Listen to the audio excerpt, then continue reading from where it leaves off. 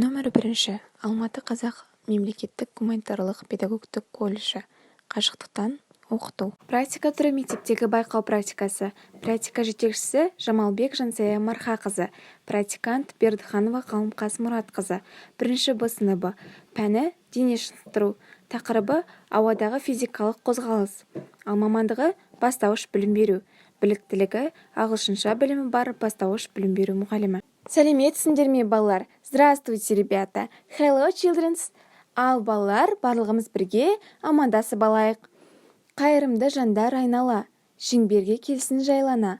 Жалық бастан қайта біз, махаббат сөзін айтамыз.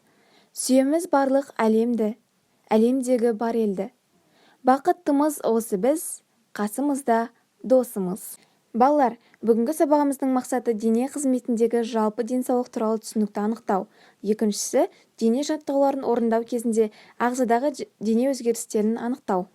Балалар, мына суретке дұрыстап қарайықшы. Бұл суреттен нені байқап тұрмыз? Я, балалар, дұрыс айтасыңдар. Бүгінгі біздің тақырып, яғни физикалық қозғалыс, жаттығу түрлері, сонымен қатар жаттығу жасау болып табылады.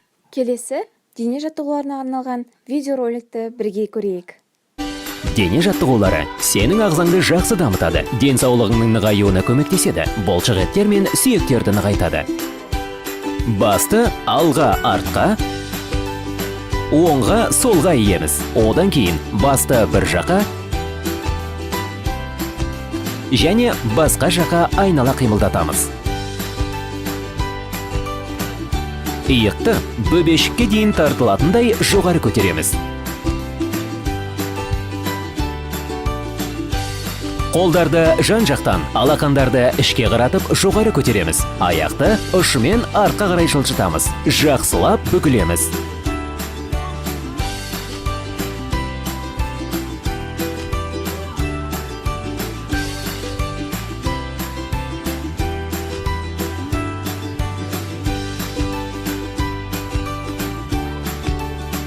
Дененің құрысын жазған соң, негізгі кешенге кірісеміз.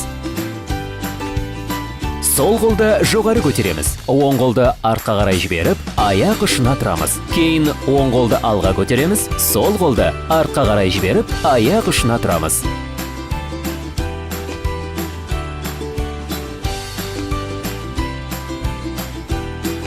Кеудені жерден. Бүгінгі жаттығуларды бірге қайталайық. Аяғымыз иық деңгейінде, қолымыз иыққа қойып, 1-2 алдыға, 3-4 артқа, 1-2 алдыға, 3-4 артқа. Және осы жаттығуды ары қарай жалғастыра береміз.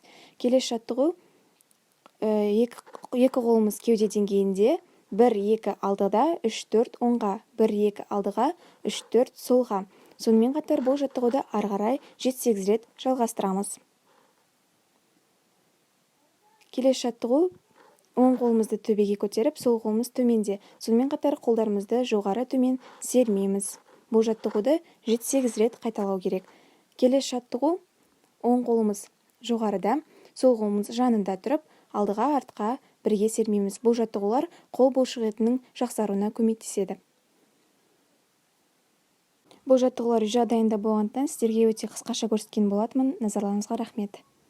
Келесі сөздікпен жұмыс жасап көрейік. Яғни бүгінгі тақырыпқа сай сөздерді 3 тілде айтайық. Ал бастайық.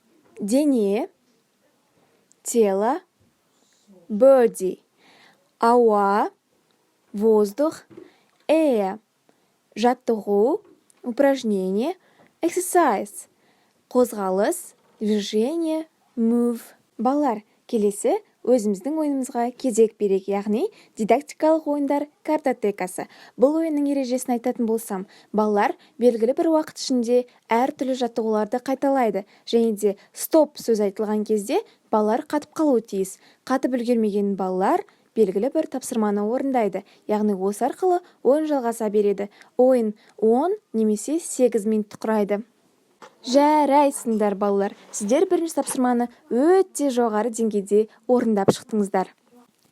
Ал балалар, Келесі ойынымызды бірге ойнайық. Бұл ойын өте қызықты, яғни допты ұстап ал ойыны. Ойынның ережесін айта кетейін. Ойынға 3 ойнаушы қатысады. Екеуі 3 метрдей қашықтықта тұрып, бір-біріне допты лақтырады. Үшінші бала екеуінің ортасына тұрып, төбесінен ұшып бара жатқан допты ұстап алмақшы болады.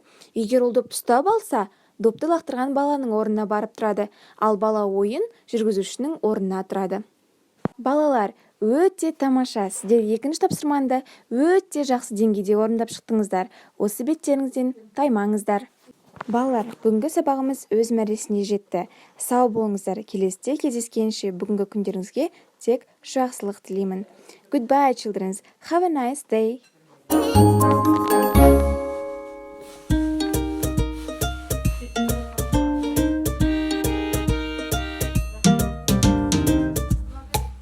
Goodbye, goodbye. It's time to go. Goodbye, goodbye. I don't wanna go. See you later, alligator. Bye, bye, bye, butterfly. Goodbye.